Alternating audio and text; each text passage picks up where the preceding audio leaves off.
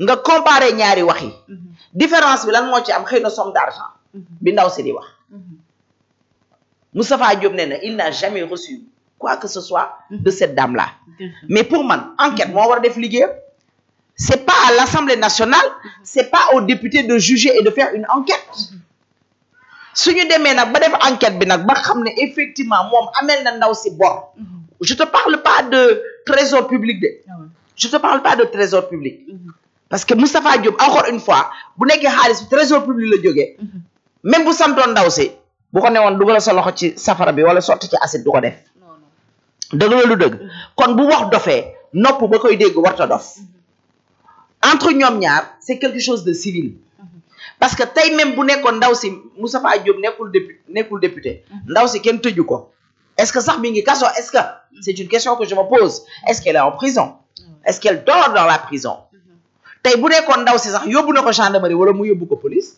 du ñu jàpp Moustapha Diop tëj ko ci kaso bi ndax affaire bor moo jaar seen diggante c'est civil bu ñu leen di envoyer devant le procureur aussi dañuy dem layoo ji devant le juge wala devant le procureur ñu wax ñoom lan la ñu jotee ak nan la demee ak mu wax nan la ko mën a fayee exactement te su ko fayee du tëdd kaso à moins que ñu tuddee ko neneen abus de confiance wala escroquerie des choses comme ça parce que la plupart du temps bor yi loolu la ñu koy tuddee mais li mu nekk député moo tax balaa ñu koy woo di wax dara foog ñu dindi son mais attends en fait histoire bi moo dul woon yoonu daray état d'accord ñaari civil bien sûr ñaari civil la di politiser ko non en fait non bëgg a jàpp nit d'accord bëgg a satisfaire seen mbaam àll yi ne ñoom jàpp nañ nit ñoom loolu la ñu bëgg gisoo saa ñu xëy ni ñu acharné woo encore une fois Guy Marius Sagna lam daan wax ba muy nekk Guy Marius Sagna moo toog TFM ne ñoom musu ñoo saaga ne saagakat yi bokkuñu ci ñoom xanaa kon ku ne dégg nga Azoura Fall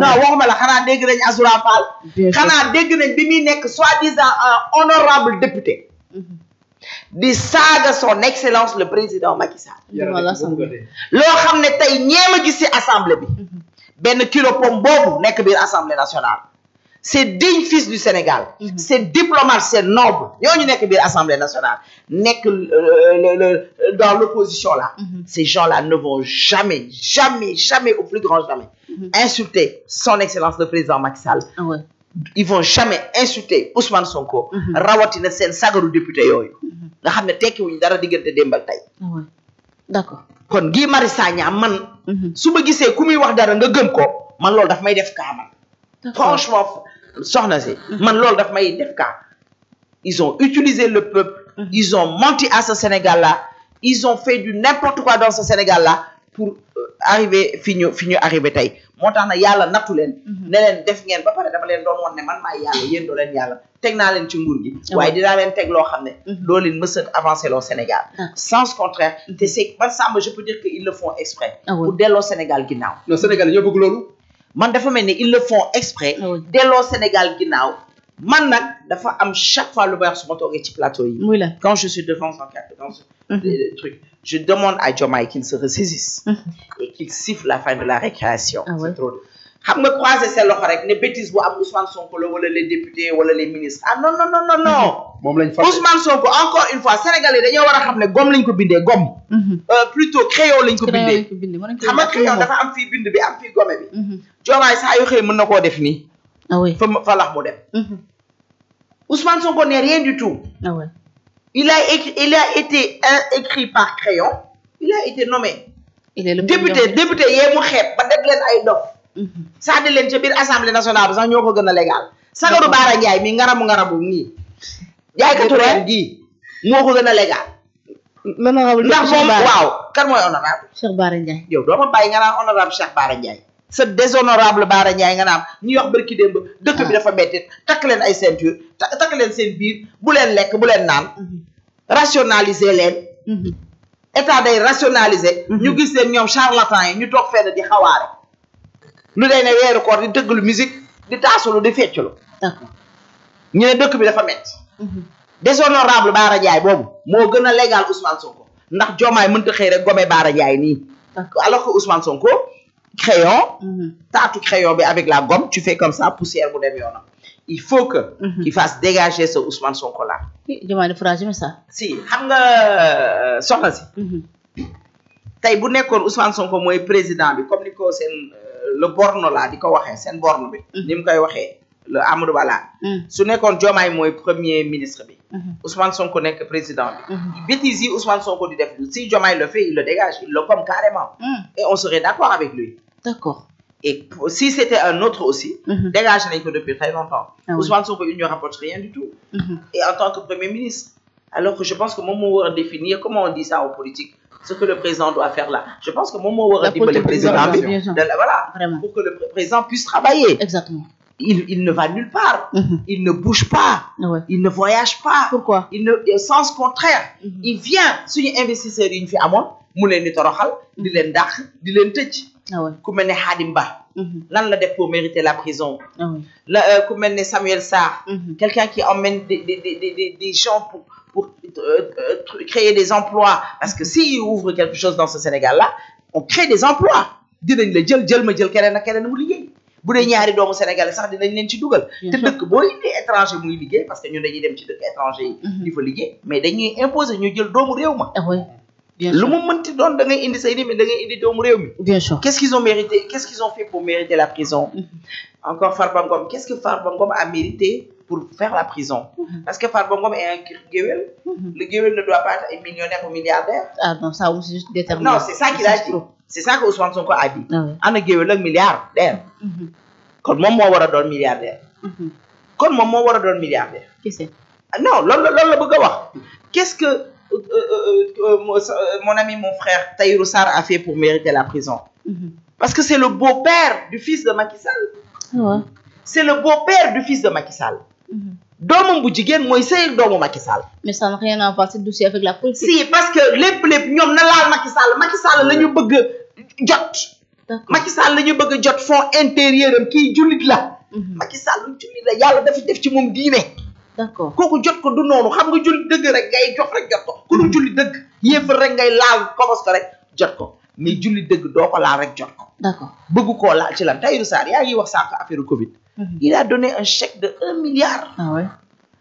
moment bi Tahirou Sarr di ñafe di tibb ci alalam di pincer këram di ko bës yëkkati milliardam di ko joxe boobu ab Ousmane Sonko ngi dem Sweet Beauté di raasaatu koo xam ne doomam taawam a ko mag moroomu doomam bi Covid di am Samba Ndong bi di uti ji ay masque yu mu jox waa koñam man may ut ay raxasukaay yu may jox sama waa koñ mu tombeeg yenn yi koor yenn yi tabaski ñu war a dimbale sénégalais boobu Ousmane Sonko seen leader mii waral coow li mi ngi dem lu mel ni Sweet Beauté ak feneen ca Mamel di raasaatu ñoo xam ne ay doomam a ko mag taawam a ko mag Ba ci moment.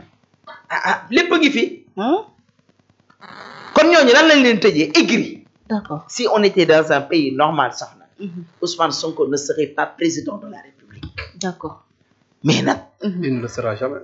non waxuma la non premier ministre plutôt je dis même pas président de la République je me suis trompé je parle d'être premier ministre dans un pays normal Ousmane Sonko nga ne ma ni peut-être dafa nekk président moo tax nga jum si loolu. dafa war a nekk président waaw bu keroogee ñu xool rek xam ne yàlla xam nga aussi mbiru yàlla moom déggoo man la Sénégal su ko defee ñu jaay Sénégal pàccoo xaalis bi def. gis nga bu dee bu xoolal gis nga soxna si Ousmane Sonko président du Sénégal je pense que est-ce que du loolu sax la ñu gën a mën a xeex que mu nekk premier ministre parce que bu keroogee du ñun ñoo koy xeex li koy xeex sax fu sori lay jógee du ñun de billahi wallahi la zay xëy na yoo xam moom mais sax man xam na li may wax am na loo xam ne nag Sénégal nag am na ñoo xam ne du ñu seetaan Sénégal di yàqu man Sénégalais bi su ma ko nangoo ba ñu borom doole yooyu force yooyu gis ne man mii damay seetaan defuma li ma war a def non ñooñu dañuy daal di ñëw nag réglal ma sama dëkk man bien sûr te Ousmane nag bu xamoon li koy yoot